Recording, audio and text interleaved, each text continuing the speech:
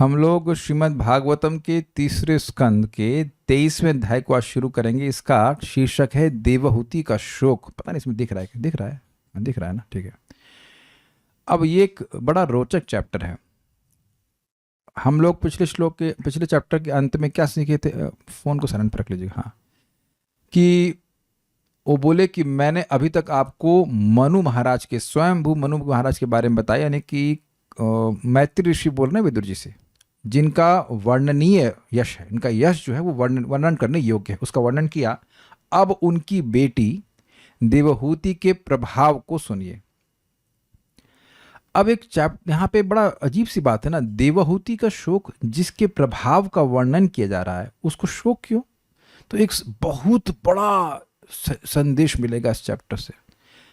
ऐसे एडजस्ट कर लीजिए कि वो माता जी थोड़ा आगे आ जाए, उनको बैठने में दिक्कत ना हो। इस टेबल को हटा सकते हैं, इट्स नॉट नीडेड नाउ, केवल कीर्तन के लिए जरूरी थी।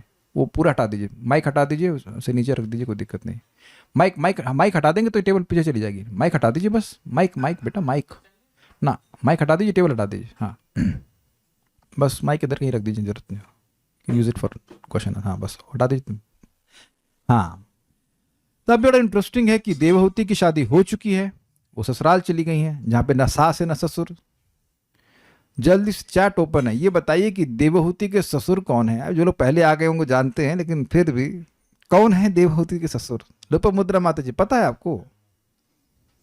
दीक्षा माता जी आपको पता है देवहूति के ससुर कौन है? सुमेध तो अरे चीटिंग करता है, पहले आके सुन लिया तो इसलिए बोल रहा है। तुंग विद्या माता भी चीटर कहेंगे। तो देखिए, गर्दम जी हैं पिताजी, उनके पिताजी हैं ब्रह्मा जी, तो ससुर हुए ना देवहूति के। तो ब्रह्मा जी कहाँ आने वाले यहाँ पे? क्या कहते हैं, न्यूक्लियर फैमिली, पति और पत्नी रहेंगे, तो ससुराल कह लीजिए सो कॉल्ड, लेकिन एक्चुअली पति के साथ में रहेंगी। तो आप देखें किस प्रकार से उन्होंने बहुत अच्छी सेवा करी, और इतना सेवा करी कि उनका शरीर भी बहुत कमजोर पड़ गया। ये सब बातें आप सुनने वाले हैं। और फिर उन्होंने इच्छा करी कि हमें संतान चाहिए, तो संतान के लिए व्यवस्था होनी चाहिए। भाई ऐसे तो टीबी की हालत में तो संतान नहीं हो सकती है। तो अब बहुत बड़ा भोगों की व्यवस्था करी, बहुत लंबे समय तक भोगों की व्यवस्था करी, ऐसे भोग जो देवताओं को भी सुलभ नहीं हैं। फिर भी उनका शोक नहीं गया। आप पूरा एक कथानक समझ लीजिए। खूब भोग मिलेगा, और ऐसे भोग जो देवताओं को भी सुलभ नहीं, वो अपनी योग शक्ति से इन्होंने प्रस्तुत किए, मतलब कि कर्दम ऋषि ने, फिर भी उसे पाकर संतुष्ट नहीं हुए। अब अद्भुत बात यह है कि भक्ति में आने के बाद भी हम कान से सुनते हैं इन सब बातों को कि फ्यूचर बनाना है। तो आप बताइए कि हम लोग कितना भी पैसा कमा लें, क्या देवताओं का भोग मिल सकता है? तो जो देवताओं का भोग प्राप्त करके भी शोक को प्राप्त हुआ, वो हम लोग के लिए बहुत बड़ी शिक्षा दे रहा है कि ना, भौतिक भोगों से व्यक्ति जीव कभी सुखी नहीं हो सकता, बिकॉज हम है ही नहीं देह। तो ये एक बहुत बड़ी शिक्षा इस आपको अध्याय से मिलने वाली है। तो शुरुआत में शोक जैसी कुछ भी नहीं लग रहा है। पति की सेवा कर रही है, ठीक है, थोड़ा सा शरीर कमजोर हो गया, खूब सारे भोग मिल रहे, तो भोग मिलने से तो शोक का कोई मतलब नहीं है। नॉर्मल व्यक्ति तो यही सोचेगा ना कि त्यागी जी का बहुत बड़ा बंगला त्यागी बना लिए तो उसे सुखी हो जाएंगे, यही सोचते हैं ना व्यक्ति। आप में से जिन लोगों ने भी मकान बनाया है, बड़ा अगर बनाया है तो यही सोचा ना कि बड़े वाले का बड़ा मकान मतलब बड़ा खुशी है, बड़ी कार तो बड़ी खुशी। अगर किया या कोई व्यक्ति कर रहा है तब, लेकिन वो क्या उसका शोक कभी जाता है? ये बहुत सुंदर शिक्षा इस ग्रंथ से मिलेगी, इस श्लोक, इस अध्याय से मिलेगी। अभी हम प्रवेश कर रहे हैं कि माता देवहूति ने क्या किया। तो हम लोग अब यहाँ पहले श्लोक को देख रहे हैं। आपके पास माइक है? ओके। मैत्रेय उवाच पितृभ्यां प्रस्थिते साध्वी पतिम इंगित कोविदा। पितृभ्यां प्रस्थिते साध्वी पतिमिंगित कोविदा। नित्यं पर्यचरत् प्रीत्या भवानीव भवं प्रभुम्। नित्यं पर्यचरत् प्रीत्या भवानीव भवं प्रभुम्। मैत्रेय उवाच पितृभ्यां प्रस्थिते साध्वी पतिम इंगित कोविदा। पितृभ्यां प्रस्थिते साध्वी पतिम इंगित कोविदा। नित्यं पर्यचरत् प्रीत्या भवानीव भवं प्रभुम्। नित्यं पर्यचरत् प्रीत्या भवानीव भवं प्रभुम्। बोलिए। मैत्रेय उवाच मैत्रेय उवाच पितृभ्यां प्रस्थिते साध्वी पतिम् इंगितकोविदा पितृभ्यां प्रस्थिते साध्वी पतिम इंगित कोविदा नित्यं पर्यचरत् प्रीत्या भवानीव भवं प्रभुम् नित्यं परिचरत प्रीत्या भवानी व भवम प्रभु। मैत्री ने कहा, अपने माता पिता के चले जाने पर अपने पति की इच्छाओं को समझने वाली पतिव्रता देवहूति अपने पति की प्रतिदिन प्रेम पूर्वक सेवा करने लगी, जिस प्रकार भवानी अपने पति शंकर जी की करती हैं। तो ये फोटो समझ में आ गया, ये याद रहेगा फोटो जब हम लोग रिवाइज करेंगे इस अध्याय को। सबको याद हो गया फोटो? लेफ्ट में कौन है? देवहूति और कर्दम ऋषि, और राइट में कौन है? शिव जी और पार्वती। अब देखिए पार्वती बड़ा अच्छा, इसको इस फोटो से सारा समझ ली तो श्लोक तो समझ में आ जाएगा। देखिए पहली बात, जब कोई दृष्टांत दिया जाता है तो सिमिलरिटी होनी चाहिए कि नहीं? तो जरा पति की सिमिलरिटी देख लीजिए, दोनों पति वैष्णव है कि नहीं? महाभागवत महान भक्त हैं, भगवान विष्णु के हैं, दोनों ही जंगल में रह रहे हैं। शिव जी बरगद के पेड़ के नीचे रहते हैं, ये किसी पेड़ के नीचे रहते हैं, झोपड़ी में रहते हैं, तो दोनों ही इस तरह से सामंजस्य बैठ गया। अच्छा, देवहूति स्वयंभू मनु राजा की पुत्री है, राजा के पास बहुत सारे धन होते हैं, और पार्वती किसकी बेटी हैं? दक्ष की बेटी हैं, दक्ष की बेटी सती हैं। यहां भवानी कह रहे हैं, तो यहां पे पार्वती की बात कर रहे हैं। भवानी किसको कहा जाएगा? सती को कहा जाएगा कि दुर्गा पार्वती जी का? तो पार्वती तो पर्वत की बेटी है ना, पार्वती दक्ष, हाँ हिमा तो यानी हिमालय की बेटी। हिमालय मतलब पर्वत, पर्वत में बहुत सारे मणि माणिक की होते हैं, तो यानी कि पर्वत राज भी बहुत धनी है, वो एक राजा के समान है, और उनकी बेटी होकर भी वह शिव जी को स्वीकार की है क्योंकि वो महान भक्त हैं। दोनों जगह दोनों लड़कियों ने स्वीकार किया है अपने पति को, इस बात को समझते हुए कि वे महान भक्त हैं, न कि इस बात को समझते हुए कि उनके पास पैसा बहुत है कि नहीं। अच्छा, दूसरी बात, देवहूति कुढ़ करके सेवा नहीं कर रही। कुढ़ना समझते हैं? अरे कहाँ फंस गई तो पीएलआर बोलते कि नहीं? यहाँ मूवी दिखाते क्या बोलते हैं उनको? पीवीआर, सॉरी पीएलआर नहीं, हाँ पीवीआर में घुमाने नहीं ले गया, साड़ी नहीं पूछ रहा है, ये है प्लान निमकाना। और पार्वती जी भी नहीं कहती हैं कि अरे हम तो पापा के यहाँ ऐसा मिलता था वैसा मिलता था, आप बरगद के पेड़ के नीचे रख रहे हैं। और एक अद्भुत बात ये भी है कि दुर्गा जी का सामर्थ्य भी है कि कितना भी मकान बना दे, सारे मकान तो ही बनवा के दे रही हैं, सृष्टि स्थिति प्रलय साधन शक्ति रेखा, लेकिन पति नहीं स्वीकार कर रहा है तो पत्नी कैसे स्वीकार कर ले? तो वह भी बरगद के पेड़ के नीचे रह रही है, बरगद के पेड़ के नीचे रहते हैं ना, मैंने सुना है, और कथा चल रही है। तो इस प्रकार से सामंजस्य बिठाया गया है, इसलिए दृष्टांत दिया कि जैसे दुर्गा देवी या पार्वती जी बड़ी प्रेम भाव से अपने पति शिव जी की सेवा कर रहे हैं, इसीलिए यहां लक्ष्मी नारायण नहीं बोल रहे हैं। लक्ष्मी नारायण बोलते तो दिक्कत हो जाती कि भाई लक्ष्मी जी पतिव्रता है, प्रेम से सेवा कर रही हैं, लेकिन उनके नारायण तो लक्ष्मीपति है ना, वो तो महल में रहते हैं, या फिर मतलब कभी कभी सांप पे भी रहते हैं, लेकिन वहां तो कोई दृष्टांत नहीं बन पाता, इसलिए उदाहरण दिया जा रहा है।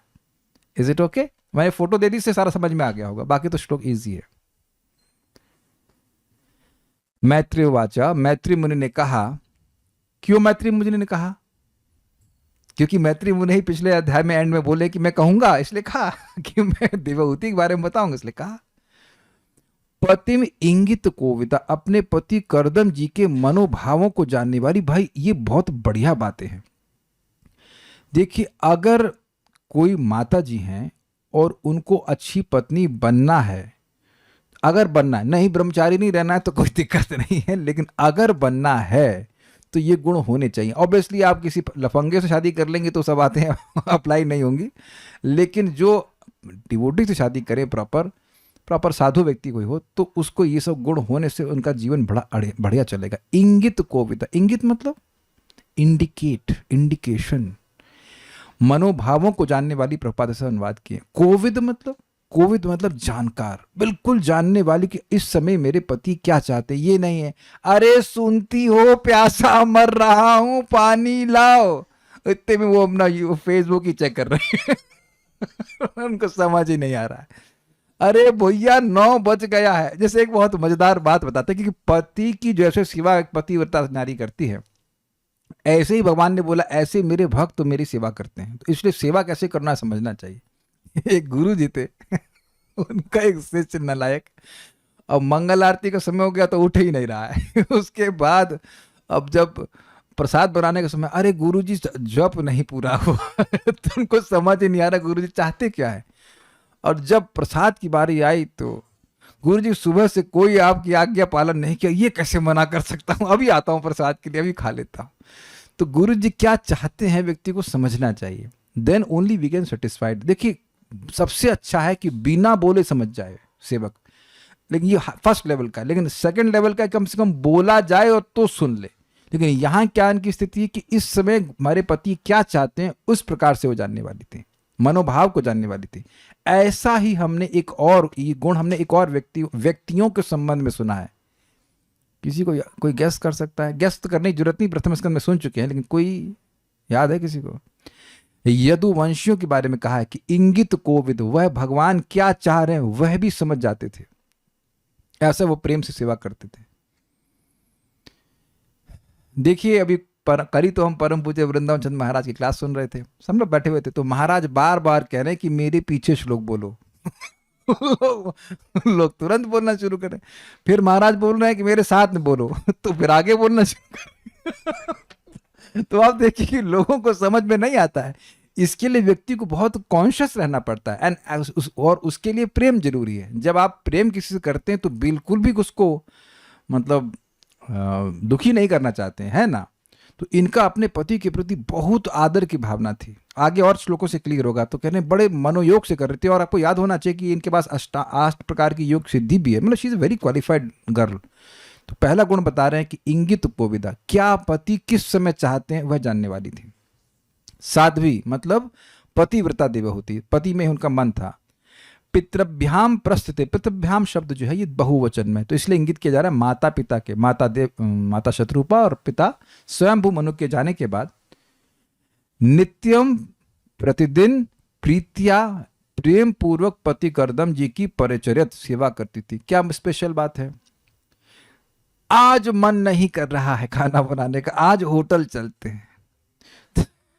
तो अब होटल ले जाने वाली पत्नी तो प्रीति पूर्वक भजन नहीं करेगी ना। अब माता जी लोगों को किसी को देखो कोई बुरा लग जाए तो हमको बस हमको मत बोलना, हम आपके हमारे सामने अगर आप कह दो व्याख्या मत करो तो मैं नहीं करूंगा। लेकिन नित्य मतलब भाई हमारे पति को होटल वाला क्यों खिलाएगा, हम खिलाएंगे। और देखिए ऐसा है नहीं कि ऐसे लोग हैं नहीं, मैं नाम ही रख दे रहा हूँ। सूर्य सरिता माता जी हैं, परम पूज्य राधा गोविंद महाराज के शिष्य हैं और उनके पति भी महाराज के शिष्य हैं। तो वो बता रहे थे कि नॉन डिवोटी लाइफ में भी वह कभी जीवन में होटल में नहीं खाए। माता जी एक्सेलेंट कुक, और कभी ऐसा हुआ ही ना कि न बनाई हो। जब इतना अच्छा खाना आपको घर में मिल रहा है तो होटल में क्यों खाएंगे? तो इसमें कुछ आलस भी दिख रहा है ना, कि आलस नहीं है बनाने में। और हमने खुद देखा है, हम लोग जब आश्रम में रहते थे तो जाते थे वहां पे भरतपुर में, तो माता जी का स्वास्थ्य बहुत अच्छा नहीं रहता, लेकिन आप 4 लोग को लेके जाएंगे तो 6 लोग खाएंगे। शायद आप भी गए थे ना हमारे साथ, यश प्रभु। हाँ, 4 लोग आप बोलेंगे 4 लोग ले आओ और 6 लोग ले आ जाएंगे तो भी खा के जाएंगे पूरा यहाँ तक। कुछ उनको कोई कठिनाई नहीं कि 6 लोग आ गए तो कैसे बनेगा, क्या होगा, ऐसा कुछ भी नहीं। तो they were trained like that. तो नित्यम प्रीतिया परिचर्यत, परितः चरण, खूब अच्छे से सेवा कर रही थी और रोज कर रही थी, प्रतिदिन कर रही थी। मतलब प्रेम उनका बढ़ रहा था, कम नहीं हो रहा था।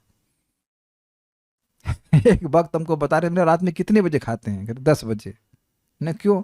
हमने कहा माता जी उनकी होम हाउस वाइफ हैं, लेकिन अब क्या करें, वो इंस्टाग्राम और कौन सा ग्राम उसमें लगी फंसी रहती हैं तो नहीं बना पाती हैं। ये कहीं उन माता जी की प्रॉब्लम नहीं है, उनकी माता जी की प्रॉब्लम होगी। वो ट्रेनिंग इस प्रकार से होनी चाहिए। देखिए हम अपने जीवन में देखे, और बहुत सारी माताओं के संग ऐसा होगा। हमारे पिताजी बुलेट से आते थे, तो ऊपर हम लोग रहते थे, नीचे बुलेट की आवाज़ आती थी तो मम्मी नीचे गेट खोलने जाती थी। तो मैं बोलता था अरे गेट पापा खुद खोल लेंगे। आपको खोलने की क्या जरूरत। उधर हमारी बुद्धि चलती नहीं थी कि भाई ऐसा नहीं होता है, ऐसा नहीं होता है। Is it not? मम्मी आएंगे तो ना पापा गेट खोलते थे, कभी कभी ऐसा हुआ तो, लेकिन वो गेट खोलती थी। तो she was train like that. She was train bye her mother like this, और ये ट्रेनिंग हुआ करती थी। ये अब आप कहेंगे इतना बोल रहे हैं, अभी आप देखना प्रभुपाद जी के तात्पर्य को, कैसे प्रभुपाद इस बात को समझा रहे हैं। This is the natural attitude of a wife of a lady to be submissive towards husband. जब भी, हम लोग पहले भी सुन चुके हैं, जब भी स्पर्धा की भावना होगी वो शादी नहीं चल सकती। आप एक बात बता रहे हैं, कोई व्यक्ति कितना भी झगड़ा कर लो वेद से, लेकिन हम मुंह की ही खाएंगे। वेद के विरुद्ध कोई चलेगा तो वो कभी सुखी नहीं हो सकता है, ये बात समझ लीजिएगा। चाहे आप और मैं कितना ऑब्जेक्शन कर लें, लेकिन हाँ आपको हम नहीं मानते तो मत मान लो, लेकिन सुखी नहीं हो सकते। That is just natural. Prabhupada इसमें स्पष्ट बताएं, नेचुरल टेंडेंसी की पति की भावना होती है कि मैं संरक्षक हूं, और पत्नी की भावना होती है कि मैं सेवा करने वाली हूं। मुंह की खाएंगे मतलब, भगवान ये लोग हिंदी नहीं सीखते। मुंह की खाएंगे मतलब मुंह केवल गिरेंगे तो मुंह में मिट्टी घुस जाएगी कि नहीं खाएंगे औंधे मुंह गिरेंगे। क्या है, अब हिंदी नहीं सोचते, आप संस्कृत तो पढ़ाऊं मैं फिर। दिस, अब ये परम पूज्य भक्ति विज्ञान महाराज स्वयं एक प्रवचन में कह रहे थे, और यही बात प्रभुपाद जी ने बताई थी। उनकी एक शिष्या ने शादी करी, नेवोटी से शादी करी, तो वो बोले कि you serve him, that mean your husband, as a maid servant. अब विदेश की माता जी को कितना मुश्किल होगा ऐसा डाइजेस्ट करना, लेकिन जब उन्होंने सेवा की तो बड़ी प्रसन्न हुई। और यही प्रभुपाद जगत तारिणी माता जी को बोले थे, उनकी शिष्या को, जो कि बुर्जन प्रभु की पत्नी है, कि you serve him as his maid servant, दासी की तरह सेवा कीजिए। तो अब उनको बड़ा अजीब सा लगा, इससे तो ट्रेनिंग होती नहीं है, लेकिन when she did she was happy. Is just, देखिए वो पति अपनी पत्नी को दासी नहीं मान रहा है, लेकिन उनका भाव रहता है कि हम दासी की तरह सेवा कर रहे हैं। बहुत बात में जब शब्द यूज कर रहा हूं दासी तो बड़ा खराब लग रहा है, लेकिन श्रीमती राधा रानी, आज राधाष्टमी है, वह भी उनका दासी अभिमान ही है श्री कृष्ण के प्रति। और भगवान श्री कृष्ण की जितनी रानियां, उनका सबका दासी अभिमान है कि मैं कृष्ण की दासी हूं, किंकरी हूं, सेविका हूं। That is a natural mood. और जहां आप देखेंगे कि पत्नी को मतलब नहीं पति से, तो बस फिर हमारा कर्तव्य जो है सत्य वह बोलना। अब स्वीकार अस्वीकार करना सुनने वालों के ऊपर है, उसमें कोई दिक्कत नहीं। कैसे सेवा करी, तो कह रहे हैं इव जैसे भवानी प्रभुम भवम, पार्वती भगवान शंकर जी की सेवा करती है। ये बात और भी महत्वपूर्ण है कि पार्वती जी के अध्यक्षता में पूरा जगत है। मया दक्षिण प्रकृति सूयते सचराचरम, भगवान की अध्यक्षता में दुर्गा देवी काम करती हैं एज अ, मतलब मैनेजिंग डायरेक्टर कह लीजिए ऑफ पूरा होल वर्ल्ड, लेकिन फिर भी वे अपने पति के अधीन रहती हैं। यानी कि अगर आप बिजनेस वूमेन हैं तो भी पति के अधीन रहना है। दुर्गा जी से बड़ा बिजनेस तो किसी का नहीं है। सृष्टि स्थिति प्रलय साधन शक्ति रेखा छाये वो यस्य भुवनानि बिभर्ति दुर्गा। दुर्गा सृष्टि स्थिति प्रलय साधन सबका कार्य कर रही हैं, उससे बड़ा बिजनेस किसका होगा। लेकिन फिर भी अपने पति शिव जी के अंतर्गत ही रहती हैं। और आप जानते हैं, और आप नहीं जानते हैं तो चौथे स्कंद में एकदम क्लियर हो जाएगा कि दक्ष की बेटी सती ने अपने पति शिव जी की बात नहीं मानी तो क्या हश्र हुआ, क्या हुआ। वो बोल रहे थे ऐसा मत करो, ऐसा मत करो, नहीं उल्टा चला। लेकिन ये बात क्लियर है कि सिलेक्शन पहले, मतलब सिलेक्शन कर लेना चाहिए कि पति मूर्ख नहीं होना चाहिए, बेवकूफ आदमी नहीं होना चाहिए। वो प्रपात वह भी बात बोल देंगे। तो किसी चोर से शादी कर लोगे, उसकी आप सेवा करती रही, तो फिर वहां शिवजी वाला तो दृष्टांत नहीं मैच करेगा ना, वो शिवजी तो नहीं है ना। ठीक है।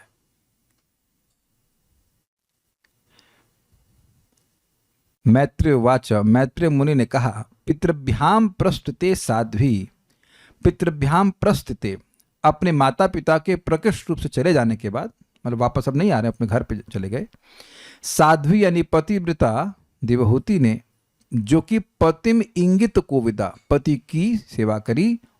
कैसे? इंगित कोविदा, वो क्या चाहते हैं वो खूब अच्छे से जानती थी।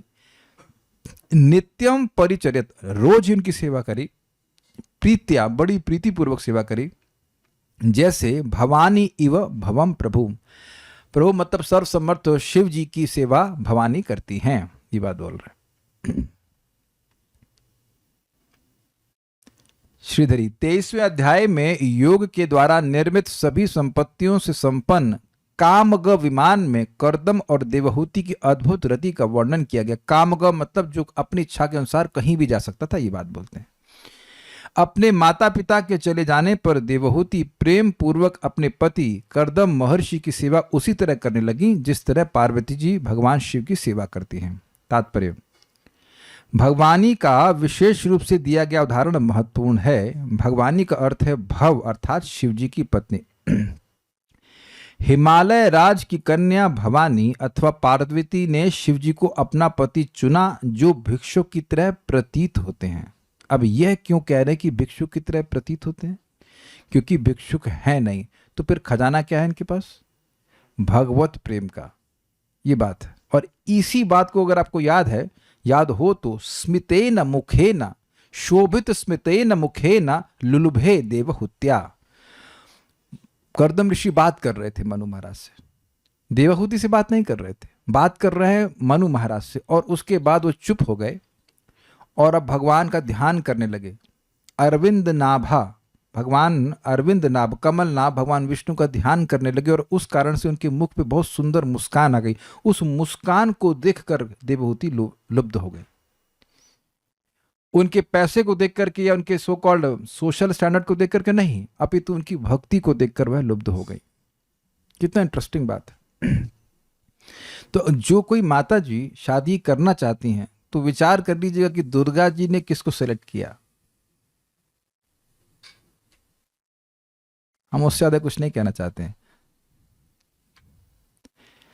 राजकुमारी होते हुए भी उन शिव जी को पाने के लिए उन्होंने अनेक कष्ट सहे, बहुत तपस्या करी, जिनके पास घर तक न था और जो एक वृक्ष के नीचे बैठकर ध्यान में अपना सारा समय बिताते थे। मैंने कुछ पढ़ा था, थोड़ा सा रामचरितमानस को थोड़ा सा शुरुआत में पढ़ा, तो वहाँ वर्णन है नन का कि कैसे वो तपस्या करती हैं, फिर शिव जी उनको आशीर्वाद देते हैं। मैं जब ठीक एकदम एक ही बार पढ़ा हूँ तो मुझे याद नहीं, जो लोग पढ़े हैं वो जानते होंगे। शुरुआत में ही उसमें कुछ लिखा है कि कैसे वो खूब तपस्या करती हैं।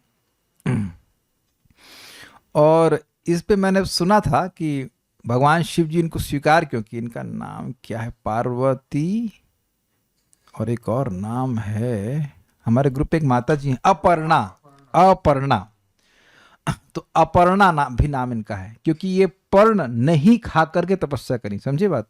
पर्ण मतलब पत्ता और अपर्णा मतलब जो पत्ता भी नहीं खाई, ऐसा खाकर जो तपस्या की उन्हें अपर्णा कहेंगे। तो इसमें रा आ रहा है, अपर्णा। तो क्योंकि इसमें रा आ रहा है और शिव जी को राम नाम पसंद है, इसलिए स्वीकार कर लिए। सब भक्तों ने व्याख्या करी है। और सती में रा कहाँ आ रहा है? तो सती से शादी की, लेकिन राम नहीं, ना राम मिला ना माँ मिला, तो उसको त्याग दिया। भक्त लोग क्या क्या व्याख्या करते। पार्वती में भी रा आ रहा है और अपर्णा नाम में भी आ रहा है। तो ये बात यहाँ पे कह रहे हैं, मतलब ये नहीं कह रहे, लेकिन आपको बता रहे हैं इस तरह से क्यों ने स्वीकार किया। तो मतलब एक अमेजिंग बात है कि हिमालय राज की पत्नी है, क्षमा कीजिए, बेटी है, और तपस्या कर रही है एक भिक्षु से शादी करने के लिए, एक भिखारी से शादी करने के लिए। देखिए, शिव जी तो पूरे जगत को सब कुछ देने वाले हैं, उनकी पूजा करने वाले सब धन धान्य से भर जाते हैं। ये सब बात माता पार्वती को पता है कि वो केवल एक्सटर्नली लग रहे हैं भिक्षुक, लेकिन वो भिक्षुक है नहीं, भगवत प्रेमी है, महाभागवत है। यद्यपि भवानी एक बहुत बड़े राजा की कन्या थी, किंतु वे भिक्षुणी के समान शिव जी की सेवा किया करती थी। यानी कि वह अपनी शक्ति से भी ऑपुलेंस प्रस्तुत कर सकती थी, लेकिन वह नहीं कर रही थी। इसी प्रकार देवहूति सम्राट स्वयंभू मनु की कन्या थी, तो भी उसने कर्दम मुनि को अपने पति के रूप में वर्ण किया। वह उनकी अत्यंत प्रेम पूर्वक सेवा करती और उन्हें प्रसन्न करना चाहती थी, जानती थी। She was knowing. अतः उसे यहाँ पर साध्वी कहा गया है, जिसका अर्थ होता है पति परायणा पत्नी या पतिव्रता स्त्री। यह दुर्लभ उदाहरण वैदिक सभ्यता का आदर्श है। प्रत्येक स्त्री को देवहूति या भवानी के सदृश श्रेष्ठ तथा पतिव्रता होना चाहिए। आज भी हिंदू समाज में अविवाहित लड़कियों को शंकर जी की पूजा करने के लिए कहा जाता है, जिससे उन्हें उनके समान पति मिले। और पूजा करती हैं फिल्म के हीरो की, तो उनको वैसे ही लफंगा मिल जाता है। आप समझ रहे हैं ना पूजा करने का मतलब? अरे उसकी पिक्चर आई है, उसकी पिक्चर आई, तो उसी की पूजा कर रही है ना, तो फिर ऐसा हीरो मिल जाएगा आपको। शिव जी ऐश्वर्य या इंद्रिय तृप्ति की दृष्टि से नहीं, वरन भक्तों में सर्वश्रेष्ठ होने के कारण आदर्श पति हैं। देखिए, बात बहुत सिंपल है। जो मन में ये घुसा हुआ है कि जो खूब पैसा मिलेगा जब हम सुखी हो जाएंगे, तो फिर आप भक्त को क्यों चुनोगे? सिंपल। जब मन में यही बसा हुआ है कि भाई खूब ऑपुलेंस हो गया, खूब पैसा आएगा तभी हम सुखी होंगे, तो बस ठीक है, फिर वैसा करके देख लीजिए जीवन में, ये बात है।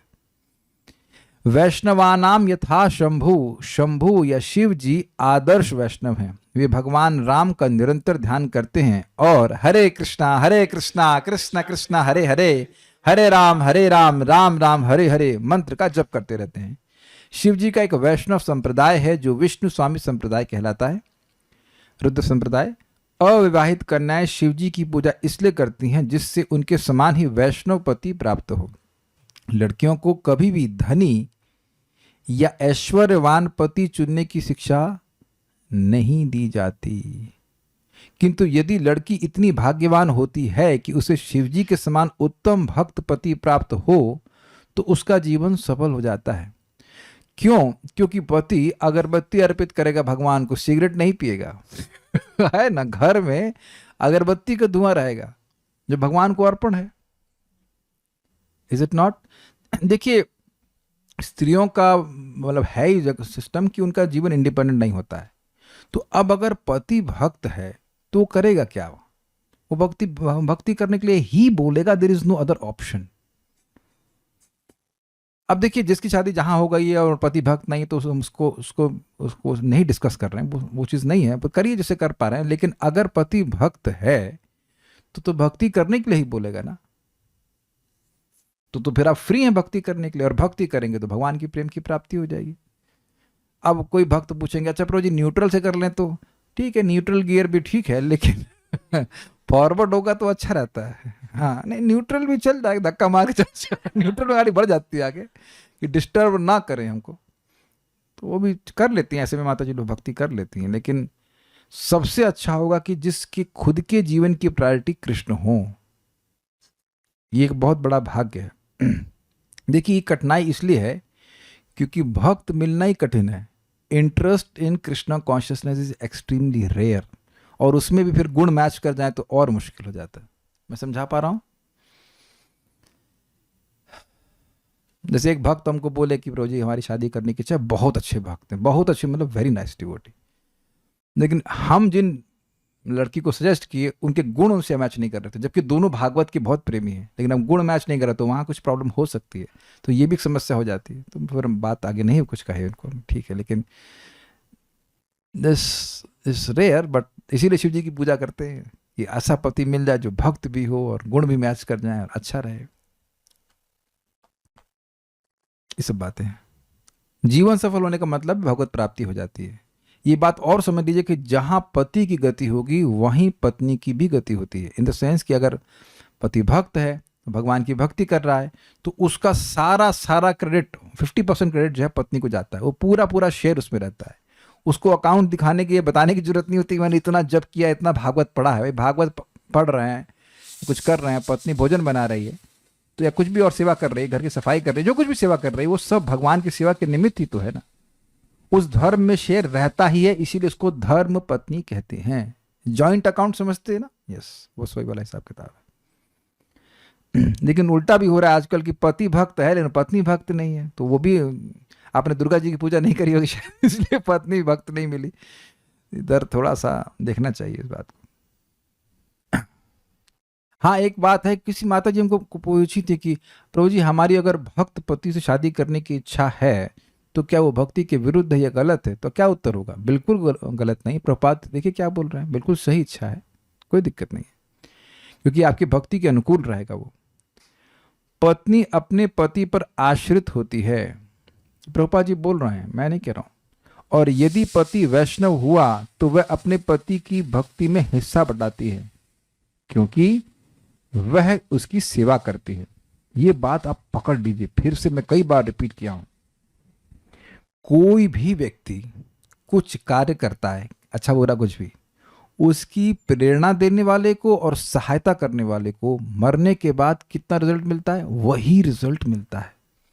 इसलिए हम कभी कभी जिन भक्तों के पास धन है लेकिन भजन नहीं है, मतलब भजन बल नहीं है, तो उनको बोल देता हूं कि आप धन के द्वारा उन लोगों की सेवा कर दीजिए जो भजन में थोड़े आगे बढ़े हुए हैं, या प्लीज काफी आगे बढ़े हैं, और उससे उनको लाभ मिलता है। किसी कारणवश वे नहीं कर पा रहे हैं तो ये उनको लाभ मिलता है। अब हमारी जब दीक्षा हुई थी तो हमारी माला कर कितने लोगों की माला किसी ने स्पॉन्सर करी थी। वो बड़ा चालू वक्त था ना, बड़ा दिमागदार। भाई गुरु महाराज से माला मिली तो जब तो करेंगे ही। ऐसे ही परम पूज्य राधानाथ महाराज से दीक्षा लेना मुश्किल है, मतलब काफी सिंसियर होते तब आपको दीक्षा मिलती है, तो छोड़ने वाला तो कोई है नहीं। एकदम बढ़िया जगह इन्वेस्टमेंट उसने किया। मैंने 2010 में मेरी दीक्षा हुई, आज 15 साल से जो माला की सब अपने उसके अकाउंट में चली गई। मेरे में तो है ही, लेकिन उसके अकाउंट में भी जाएगी। तो आप कहेंगे अरे हमारा कम हो जाएगा, नहीं, भक्ति में अनंत लाभ है। ये बहुत बड़ा लाभ है कि कोई लोग हैं भाई भजन कर रहे हैं, तो उससे उनके अन्न के द्वारा सहायता कीजिए, तो वो बोना होता है। हमारा समझाते हैं कि वैष्णवों के मुख में बोना चाहिए। समझते हैं बोने का मतलब? इन्वेस्टमेंट होता है ना। आप धान के बीज है उसको आप बो रखते हैं, उसमें बीज नहीं कहना चाहिए, पौधे हैं, खेत में रखते हैं तो कितना उससे धान नहीं चावल आता है।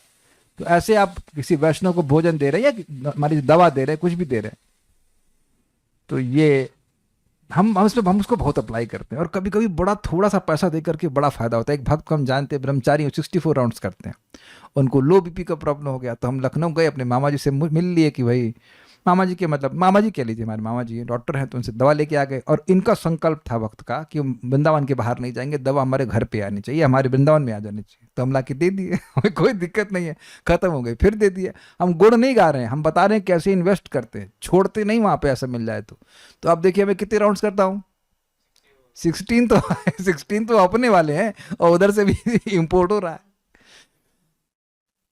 किसी को संदेह नहीं होना चाहिए। आप देखना चौथे स्कंद में दिखा दूंगा, पृथु महाराज एकदम इस बात को पकड़े हैं।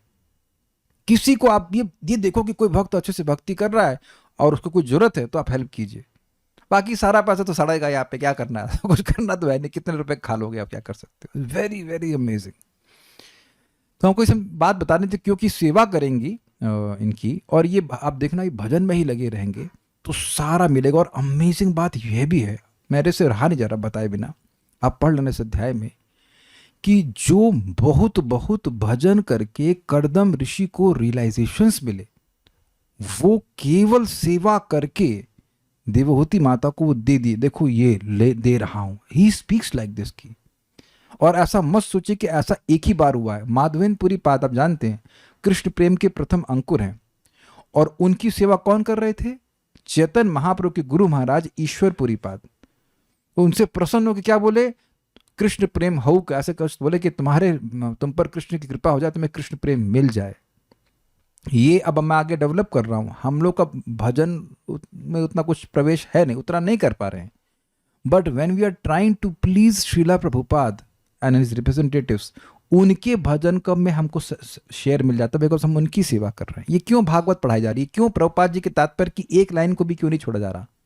क्योंकि वो चाहते हैं कि लोग सुने उनके तात्पर्य को, उनके ज्ञान देना चाहते हैं वो सुने। By that's why we go back to Goloka only by 16। क्यों? समझ में आ रहा है कुछ आपको? कुछ समझ में आ रहा है आपको? ऐसा नहीं कि 2 लाख नाम जप करेंगे तब आप जाएंगे, क्योंकि प्रभुपाद जी को प्रसन्न करेगा। किसी को थोड़ा सा भी डाउट हो, चला जाए इंट्रोडक्शन पढ़ ले भागवतम का, उसे स्पष्ट प्रपात करे हमारा बहुत आग्रह है कि भागवत का ज्ञान पूरे विश्व में फैलना चाहिए। बिल्कुल एकदम क्लियर बोल रहे हैं, इज वेरी क्लियर। नहीं तो रात रात जग करके प्रभुपाद क्यों भागवत के तात्पर्य को लिखे? ये भी कहीं रात में लिखे होंगे ना प्रभुपाद जी, 2 बजे उठते थे ना प्रभुपाद जी, क्यों अपनी नींद छोड़ करके 3-4 घंटा या 2 घंटा ही शायद प्रभुपाद सोते थे, 2 घंटा ही सोते थे, वो जग के ऐसे लिखे। इतना उनकी एंजाइटी थी कि भागवत का ज्ञान दूसरों के पास पहुंचना चाहिए। तो ये ट्रिक लगाइए, समझिए इस बात को। और ये मैं अपने मन से नहीं कह रहा हूं, बड़ी मजेदार बात वेदांत सूत्र में कही गई है कि जो भक्त भगवान के पास चला गया, उससे जो द्वेष करते हैं वो उसके पाप को ले लेते हैं और जो उसकी सहायता करते हैं वो उसके पुण्य को ले लेते हैं। इनहेरिटेंस, समझ रहे? इनहेरिटेंस मिलती है। Very nice. तो सेवा का बड़ा प्रभाव होता है, बहुत बड़ा प्रभाव है। ठीक है। पति तथा पत्नी के बीच इस प्रकार सेवा तथा प्रेम का आदान प्रदान गृहस्थ जीवन के लिए आदर्श है। तो ऐसा होना चाहिए। एक श्लोक और हम पढ़ेंगे। आप हैं इधर? बहुत अच्छे शब्द हैं यहाँ पे, कैसे सेवा करी इसको और शब्दों से वे कुछ विशेषण बता रहे हैं। विश्रम्भेणात्म शौचेन गौरवेणा दमेन च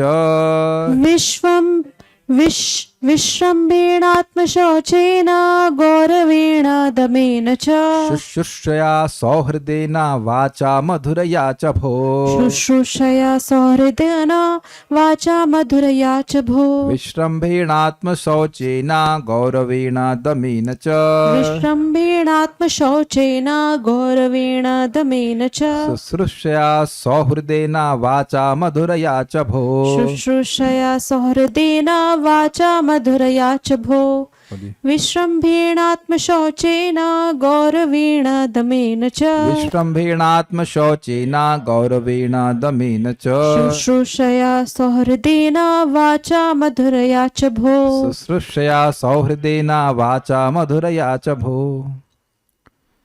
हे विदुर, देवहूति ने अत्यंत आत्मीयता और आदर के साथ इंद्रियों को वश में रखते हुए प्रेम तथा मधुर वचनों से अपने पति की सेवा करी। भो मतलब हे विदुर जी। इनको अरे ध्यान से सुनिए, ऐसा करते हैं ना? अरे मैं बता रहा हूं, ऐसा करते हैं कि नहीं? अरे भाई सुनो जरा, तो अरे बोलते हैं उसी अर्थ में भो है भाई। ऐसा नहीं कि विदुर जी का ध्यान कहीं और है, लेकिन फिर भी ऐसे बोलते हैं भो। अरे विदुर जी सुनिए, विश्रम्भेणा देवहूति ने आत्मीयता से, इसको आचार्य ने समझाया है। विश्रम्भ का मतलब होता है विश्वास। इस विश्वास से कि इनकी सेवा करके ही धर्म अर्थ काम मोक्ष मुझे जो चाहिए वो मिल जाएगा। देखिए इसी की ट्रेनिंग क्लासेस में दी जा रही है कि प्रभुपाद जी को प्रसन्न करके, गुरु को प्रसन्न करके, उनके प्रतिनिधियों को प्रसन्न करके हमारा जीवन सफल हो जाएगा। हमें और कुछ लेफ्ट राइट नहीं देखना है। आई थिंक ये तो बहुत क्लियर होगा। ये विश्वास, और यही विश्वास व्यक्ति को सिद्धि प्रदान करेगा। ये उपनिषद का श्लोक है, यस्य देवे पराभक्तिर यथा देवे तथा गुरौ तस्य हि कथित अर्थ प्रकाशन्ते महात्मना।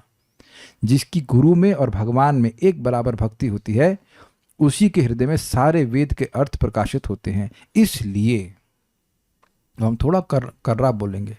दीक्षा लेने से पहले आप ये निर्णय कर लीजिए कि जिनसे लेना चाहते हैं उनके प्रति इस प्रकार का विश्रम्भ भाव है, विश्वास है कि इनकी आज्ञा का पालन करके हम शुद्ध हो जाएंगे। स्टैंप लगाने से काम नहीं चलेगा। सबको याद है, आपको वो व्यक्ति आया था, परम पूज्य लोकनाथ महाराज का शिष्य था वो। उधर हम जब क्लास करते थे, आप सब लोग तो थे मेरे ख्याल से वहाँ पे, तो तुम स्पष्ट बोल रहा था कि हमको तो महाराज विश्वास नहीं, तुमको बड़ा क्रोध है। हमने कहा तुम दीक्षा क्यों लिए? एक शुद्ध भक्त है तो तुम्हारे मन में जब विश्वास नहीं है तो तुम लिए क्यों उस तरह से? और इस प्रकार से गुरु के प्रति अगर अपराध करेगा तो फिर कोई गति नहीं हो सकती। और वो सुन और लिए कुछ, मतलब किसी ने महाराज की निंदा नहीं करी, लेकिन किसी ने जनरल ऐसे बोल दिया बस कि कोई नहीं आओ, डोंट वांट टू से नेगेटिव, बट ये और खतरनाक बात है। आपका विश्वास था भी, लेकिन आपके गुरु के बारे में अपना नेगेटिव सुना तो मन में संदेह बन जाता है। तो ये सब बातों में सतर्क रहना चाहिए। विश्रम्भेणा का बिल्कुल टीका में स्पष्ट अर्थ है कि इनकी कृपा से इनको प्रसन्न कर लेंगे तो हमारी सारी सफलता हो जाएगी। और ये बात प्रभुपाद के संबंध में भी लागू होती है। एक व्यक्ति प्रभुपाद से बोला, प्रभुपाद जी हम पर कृपा करिए कि हमें शुद्ध भक्त मिल जाए। अरे देख रहे कितना ऑडेसिटी है, माया देखिए कितनी स्ट्रांग है। तो प्रभुपाद बोले मैं तुम पर कृपा करता हूं, मैं आशीर्वाद देता हूं कि तुमको कभी कोई गुरु ना मिले। अब देख रहे हैं कि ना how stupid people can be. तो हमको समझा रहे हैं विश्रम्भेणा का मतलब पूरा विश्वास के संग, आत्मीयता से, प्रेम से। आत्म शौचेना, आत्म मतलब मन, और आत्म देखिए आत्म का मतलब होता है देह और आत्म का मतलब होता है मन भी। तो आत्म शौचेना मतलब देह की पवित्रता और मन की पवित्रता। तो मन की पवित्रता कैसे, देह की पवित्रता कैसे होती? स्नान करने से। और मन की पवित्रता कैसे होती? संतोष। बहुत अच्छे से बताया गया, संतोष से। ये नहीं कि अरे हम तो वहां महल में रहते थे, वो हर्म पृष्ठ याद नहीं, आप खुद ही बोले थे ना महल के ऊपर रहती थी मैं, बॉल से खेलती थी, और यहाँ क्या है प्लांट निमका कुछ नहीं। तो ये मन की बहुत, मन में संतोष मतलब मन सुखी, स्वीकार्य है। तो ये मन की जितना आप देखना, ये लिख लीजिए, आज जर्नलिस्ट प्रभु आए नहीं, मन जितना पवित्र होगा उतना संतुष्ट होगा। Do you agree, do you accept it? न शोचती न कांक्षती। जितना मन पवित्र होगा उतना मन आपका संतुष्ट होगा। उनका देखो अभी आप देखना आगे, इनको कोई ना साड़ी पूछ रहे हैं, ना ज्वेल्स पूछ रहे हैं, कुछ नहीं पूछ रहे, खाना तक भी नहीं पूछ रहे, अब समाधि में है, फिर भी संतोष है कि हमको हमें इतने महान हमारे पति, उनकी सेवा का मौका हमको मिल रहा है। एक दूसरा ये नहीं कि अरे सुबह तो नहाई थी ना परसों। ऐसा नहीं है, कि उठ रही हैं 9 बजे। हमने देखा हमारे घर के जस्ट बगल में, आप एक दिन देखा 9:30 बजे वो ब्रश कर रही हैं, सुबह के 9:30 बजे। उधर से पहले वाले घर में जाते थे, वहां भी दो, उनका घर तो सामने से दिखाई पड़ता, तो 9:30 बजे दोनों आंटियां ब्रश कर रही हैं, वही बच्चे को टहला रही हैं, इधर सब खा पी के खत्म। तो यही है पवित्रता। एक वक्त हमको बता रहे थे, हमको हंसी आ रही थी कि शादी तय हो रही थी, तो लड़की को बोले कि भाई देखो लेटरिन पैटर्न गई तो स्नान करना पड़ेगा, तो शादी तोड़ दी। इतना हम पवित्रता नहीं रख सकते। और वहां वहां ऐसा भी, अच्छा एक और बताइए, यहाँ पे वो देखे थे आप करदम मुनि के गीजर का नाम बताइए। तो ना गीजर है ना कुछ है, वही जो तालाब वाला से पानी लेकर के स्नान करना, जो भोजन बनाती है वो सब, कितना परिश्रम होगा उधर। आप सोचे नहीं, आप सोच रहे हैं कि वो स्टूडियो फ्लैट होगा, ऐसा कुछ होगा, वहां खाना बना रही है, ऐसा थोड़ा होता है। लकड़ी पे खाना बनाना है या जो भी गंडे पे जैसे भी बनाती होंगी, लेकिन सब कुछ प्रिमिटिव ही है ना। तो उसमें भी सारी पवित्रता का ध्यान रखते हुए, गौरवेणा मतलब सम्मान से। एक बड़ा अच्छा अर्थ लिया है गौरवेणा का, मतलब उनके सम्मान की रक्षा करते हुए। ये देखा गया है कि कोई लड़की की शादी होती तो पहले साल तो बड़ी डर के रहती पति से, लेकिन फिर वो खुलती जाती है और वह नाम भी लेने लग जाती है। अरे ये कभी कभी तो ऐसा लग रहा है कुत्ते को बुला या अपने बच्चे को बुला रही है। महाराज एक बार बता रहे थे, हमको नाम भूले किसको बोले थे, कहीं अमेरिका में गए तो पत्नी पीछे बैठी थी, महाराज इधर बैठे थे, और राइट में जो पति था वो गाड़ी चला रहा था। तो कुछ बात हुई तो वो उसका मतलब बात जो है कट गई पत्नी की, मतलब वो कुछ बात विवाद हो रहा था, बात कट गई। तो जो भी मान लीजिए फॉर लीजिए हम जगदीश जो भी नाम रहा हुआ, तो बोली पत्नी बोली जगदीश शट अप। और पूरी यात्रा में उस आदमी की आवाज नहीं की अपनी पत्नी के आगे। तो ये गौरव है, ये गौरव तो नहीं है ना। लाइक दिस, दमेना इंद्रियों को वश में करके, शुश्रूषया मतलब शुश्रूषया का मतलब सेवा की, चरण को दबाना इत्यादि सब सेवा करती थी। सौहृदयना मतलब प्रेम से, अतिशय प्रेम के द्वारा।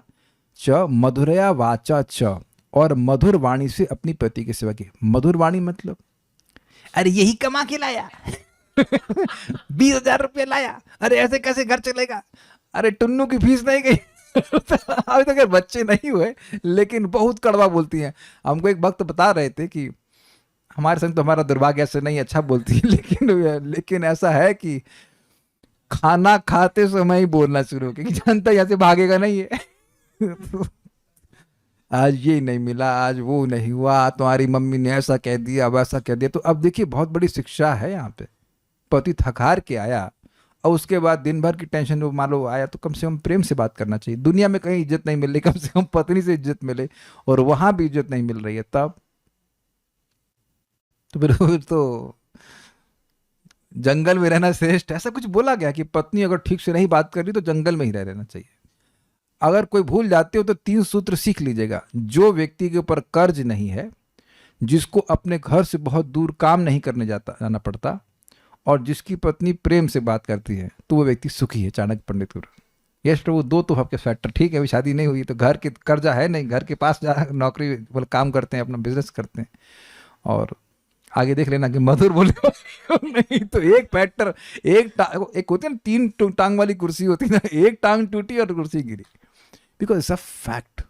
और कभी कभी पति भी वैसा बोलते हैं, तुमने मेरी लाइफ हेलिश कर दी है केवल खराब बोलने के द्वारा। और ऐसा नहीं है कि कुछ भौतिक अभाव है। मैं एक भी बात ऐसा नहीं बोल रहा हूं कि आप उसको काट सकें, कोई अभाव नहीं है, लेकिन चे चे चे कै कै कै, बिकॉज मन में अभाव की अनुभूति होती है। ये नहीं मिला, वो नहीं मिला, ऐसा नहीं हुआ, वैसा नहीं हुआ, जप नहीं करना, कथा नहीं सुनना, तो ये सब होगा। तो पति का जीवन भी नरक और बट ये भी है। यहां तक कि नियम है कि पति खराब बोले तब भी प्रेम से बोलना चाहिए। ये आगे भी आप देखेंगे, ये आपका धर्म है, बाकी आप देख लीजिए। और मैं फिर बार बार रिपीट कर रहा हूं कि शादी किससे हुई है, वो तो बात ही नहीं कर रहे, तो खराब बात करने की बात छोड़ दी, जाके देखना बात ही नहीं कर रहे, समाधि में लग गई उनकी।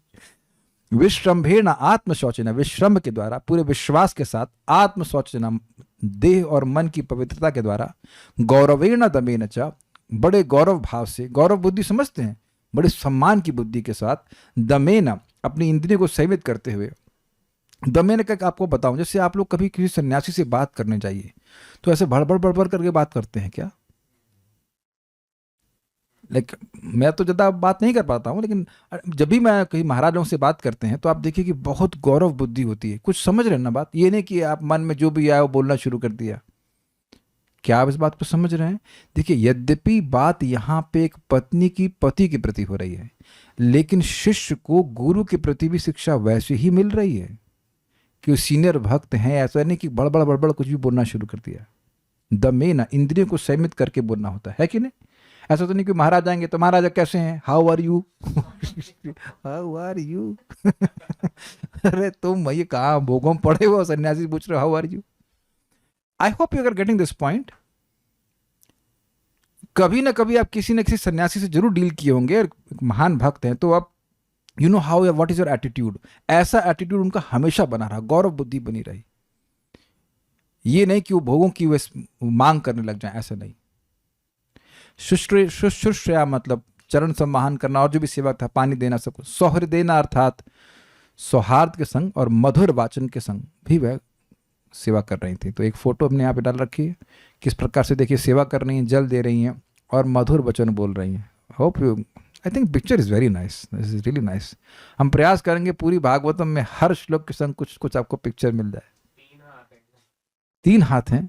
ओह अच्छा, तो ठीक है, गलती हो गई। हम ध्यान नहीं दिए, हमको तो एक ही दिखाई पड़ा था। कोई बात नहीं, लेकिन देखिए अगर 3 हाथ हैं भी तो भी कोई दिक्कत नहीं। अष्ट अष्ट वो क्या कहते हैं, अष्ट सिद्धियां उनके पास हैं, तो 3 का 6 दिखा कर सकते हैं, लेकिन बड़े प्रेम से सेवा कर रही हैं। हाँ, तो हाथ भी जोड़ रही हैं, पानी भी दे रही हैं, तो उसका मतलब दोनों दिखा दिया कि एक टाइम में पानी दे रही है, एक टाइम में हाथ जोड़ रही है, दोनों काम। या ऐसा को हाथ जोड़कर फिर पानी दे रही है, ये इंगित करने के लिए भाई इतनी मेहनत कर रहे हैं, उसका थैंक यू तो बोलो, कम से कम 1 लाइक तो बनता है। इतनी मेहनत चल रही है आई की, लेकिन याद रहेगा आपको ऐसे करने से।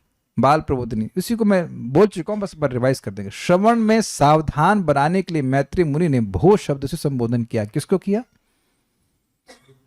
विदुर जी को। ये मैंने क्यों पूछा? ध्यान आप, यस, आपको सावधान करने के लिए। देवहूति ने काम आदि दोषों को त्याग करके नित्य निरंतर प्रमाद रहित, प्रमाद रहित का मतलब समझते हैं, पगलापन। कुछ बोला, क्या बोले, इसे प्रमाद कहते हैं। बोला, मान लो बोला पानी लाओ, वो पानी जगह जा करके झाड़ू साफ करने लगे। तो ये नहीं, इसे कहते हैं प्रमाद। ये बहुत होता है। इससे रहित होकर सतर्क और प्रयत्न पूर्वक विश्वास और आत्मीयता के साथ अत्यंत तेजस्वी कर्दम मुनि को प्रसन्न किया। विश्रम्भेण अर्थात उन्होंने ये विश्वास रखा कि इनकी प्रसन्नता द्वारा ही मेरे सब पुरुषार्थ, धर्म, अर्थ, काम और मोक्ष की सिद्धि होगी। इजी है। अपने शरीर को स्नान और अंतःकरण को संतोष आदि द्वारा शुद्ध करके ऐसे सेवा करी। गौरवेना अर्थात उनके महत्व के संरक्षण, लक्षणा, आदर विशेष के द्वारा, ऐसे जोड़ लीजिएगा। क्या मतलब? जो महत्व बुद्धि है कि मेरे पति महान हैं, इस भाव का उन्होंने निरंतर संरक्षण किया। इस संरक्षण करने वाले लक्षण से युक्त आदर के संग सेवा करी। ये कभी नहीं मन में आए कि मैं इनके बराबर हूं, ये भाव बना ही रहा कि ये महान है। इसे क्या, इस बात इस तरह से कह रहे हैं। दम अर्थात बाह्य इंद्रियों का निग्रह, वाणी पे निग्रह था। शुश्रूषा अर्थात सेवा, पाद संवाहन आदि के द्वारा, शरीर की सेवा के द्वारा। सौहृदेना अर्थात अत्यधिक प्रेम से और मधुर वाणी से सेवा करती थी। सौहृदेना का मतलब मधुर वाणी नहीं, मधुर वाणी आपको एंड में जोड़ दिया गया था। तात्पर्य यहाँ पर विश्रम्भेणा तथा गौरवेणा, ये 2 शब्द अत्यंत महत्वपूर्ण हैं। देवहूति ने इन्हीं 2 विधियों से अपनी पति की सेवा की। ये दोनों विधियां हैं जिनके द्वारा पति अथवा श्री भगवान की सेवा की जाती है। देख रहे हैं, विश्रम्भेणा का अर्थ है आत्मीयता पूर्वक और गौरवेण का अर्थ है अत्यंत सम्मान पूर्वक। तो आप अपनी अर्थ अब क्या समझे थे कि भगवान की सेवा करके ही हमारी सारी सिद्धि मिल जाएगी। यह हईते सर्व सिद्धि होय बे तुम्हारी, ये सब सुन चुके हैं ना। भगवान की सेवा करके हमारी सारी सिद्धि हो जाएगी। तो जैसे एक पत्नी, सतपत्नी एक सतपति की सेवा करती है, ऐसे ही एक भक्त को भगवान की सेवा करनी होती है। ये बात। पति अत्यंत आत्मीय मित्र होता है, अतः पत्नी को चाहिए कि आत्मीय मित्र की भांति पति की सेवा करे और साथ ही पति की स्थिति की श्रेष्ठता को भी समझे। मतलब विश्रम्भ का मतलब बहुत क्या कहेंगे, मैत्री भाव है, लेकिन मैत्री भाव में मतलब इक्वालिटी आ जाती है, लेकिन उसी में गौरव भी है, ये कह रहे हैं। कुछ समझा पा रहा हूं? Is it not okay? इस प्रकार वह उसका सभी प्रकार से सम्मान करे। एक पुरुष तथा एक स्त्री के मनोभावों में अंतर होता है। अपनी शारीरिक संरचना के कारण पति सदैव पत्नी से श्रेष्ठ या विशिष्ट बने रहना चाहता है, और स्त्री शारीरिक संरचना के कारण स्वाभाविक रूप से अपनी पति से अवर कोटि की होती है। मतलब कहने का यह है कि पत्नी टेक्स शेल्टर, एंड पति का भाव होता है कि मैं शेल्टर देने वाला हूं, मैं संरक्षक हूं, ये बात है। अतः एक वक्त बता रहे थे कि उनकी पत्नी झगड़ा हुआ, तो सोचे अब हम छोड़ देंगे, ऐसा सोच ले। तो पत्नी इतने में रोने लगी, अरे मैं आपके बिना मर जाऊंगी, मैं कहाँ जाऊंगी, तुरंत पिघल गए। तुरंत पिघल गए। तो ये है, ये नेचुरल है, हमें आपकी शरण में हूं ये करके भावना रहती है। अतः स्वाभाविक प्रवृत्ति यही है कि पति अपनी पत्नी को पति अपने को पत्नी से श्रेष्ठ मानता है और उसका पालन किया जाना चाहिए। यदि पति से कोई गलती हो जाए तो भी पत्नी को सह लेना चाहिए, और इस प्रकार पति तथा पत्नी के बीच मन मुटाव नहीं रहेगा। तो आप कहेंगे कि जब पति से गलती हो जाए सहन कर लेना चाहिए, और पत्नी से गलती हो जाए तब सहन करते हैं। जितने लोग यहाँ शादी किए हैं तो क्या अपनी पत्नी की गलती को सहन नहीं किए हैं? और कोई प्रभु जी हाथ खड़ा कीजिए कि आप अपनी पत्नी की किसी गलती को कभी सहन नहीं किए हैं। और कोई माता जी कह दीजिए कि आपकी किसी गलती को आपके पति कभी सहन नहीं किए। एनीवन कोई वोट दे रहा हो इधर? कोई नहीं मिल रहा ना वोट। तो आप देख रहे हैं कि ये नेचुरल होता ही ये सिस्टम। एक आप नोटिस करो, हम प्रभु जी से पूछ रहे हैं, आप रियली किसी प्रभु जी की शरण ले सकते हो? ये हम सब लोग में अहंकार रहता है कि हम अपने दम पे चलेंगे, हम अपने दम पे करेंगे। That is natural. आप देख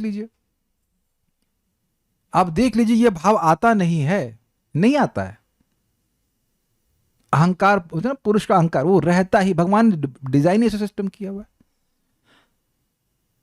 जितने लोगों की शादी हुई है वो अपने साथ अपने पत्नी के संग रह सकते हैं, और एक पुरुष के संग रह लेंगे जीवन भर अपने रूम में। कोई वोट तो दे भाई इधर। कोई ब्रह्मचर्य आश्रम में हमको पता है, एक हमको न्यूज आई कि वो एक व्यक्ति गला दबा खाए, कोई मत नहीं तो यार एक कॉपी ने कंता बहु लगा खलू भागे बनता।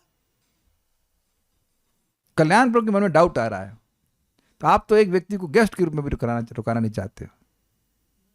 आपके आंखों से लगता है कभी कभी कुछ बोल नहीं रहे, लेकिन आंखें बहुत बोलती हैं। Is it not?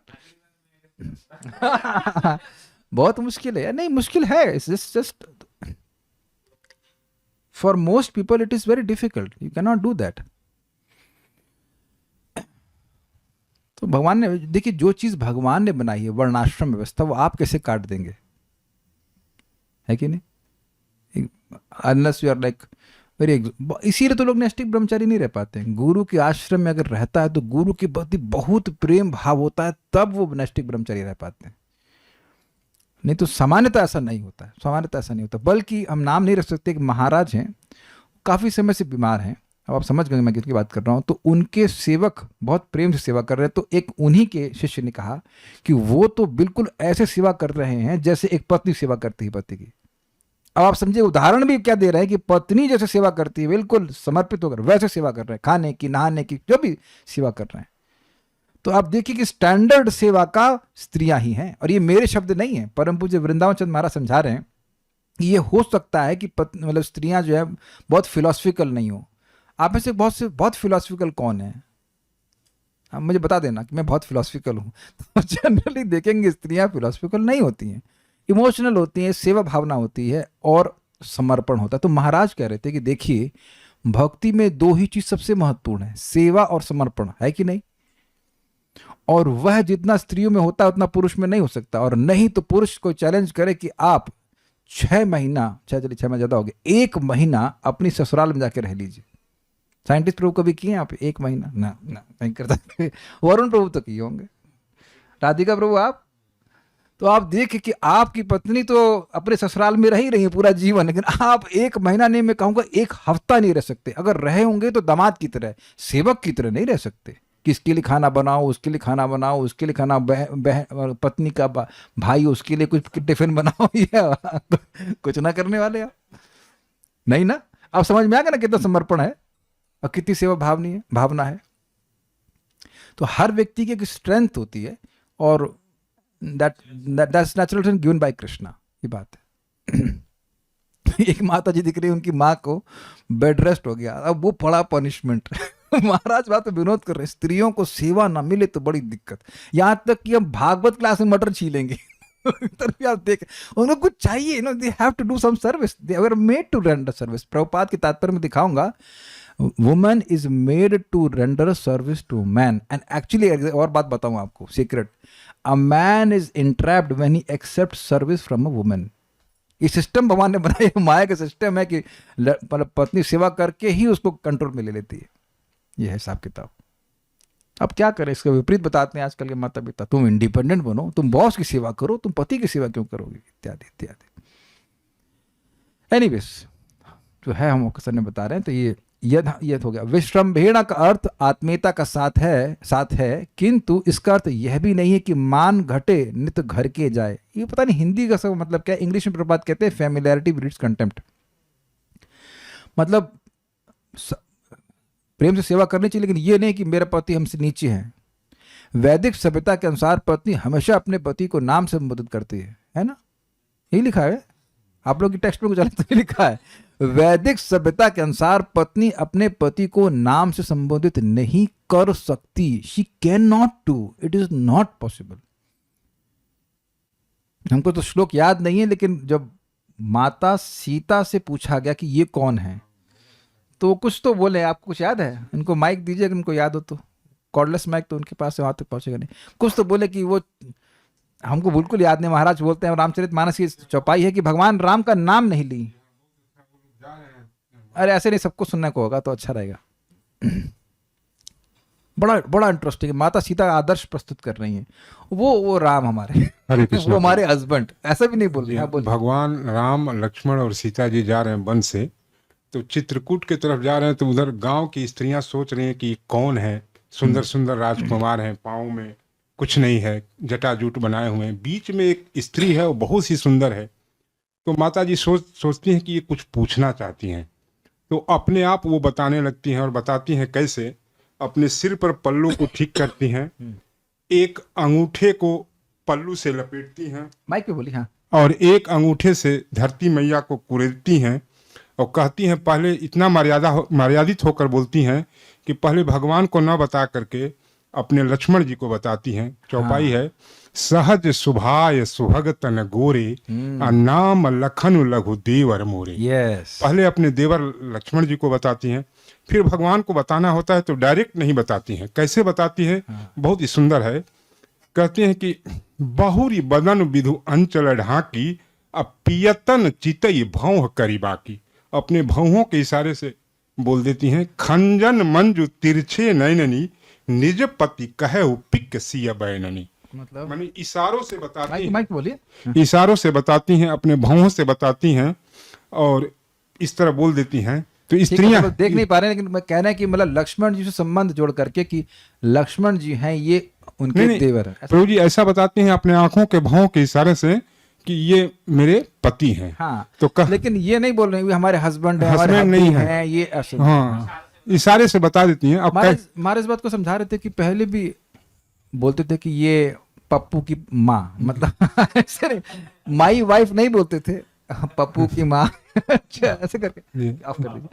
तो ये कहने का मतलब है कि ये तो चलो खैर पति की तरफ से, लेकिन पत्नी को नाम नहीं लेना चाहिए। हम यहाँ हाथ नहीं खड़ा करवा रहे हैं, कितने पतियों की पत्नियां नाम लेती हैं, शर्म आएगी, इसलिए हम छोड़ दे रहे हैं। प्रभु जी बोलना चाहिए या जो भी है तरीका है। लेकिन अगर आप बोल भी रही हैं, मान लीजिए बोल रही हैं, भक्त होने के बाद, तो उसको चेंज कीजिए, ये ठीक नहीं। आधुनिक सभ्यता में पत्नी अपने पति का नाम लेकर बुला सकती है, किंतु हिंदू सभ्यता में ऐसा नहीं है। इस प्रकार निम्नता तथा श्रेष्ठता का द्वैत चलता है, डुअलिटी रहती है। दमेन च, पत्नी को किसी प्रकार का मनमुटाव होने पर अपने को वश में रखना सीखना चाहिए।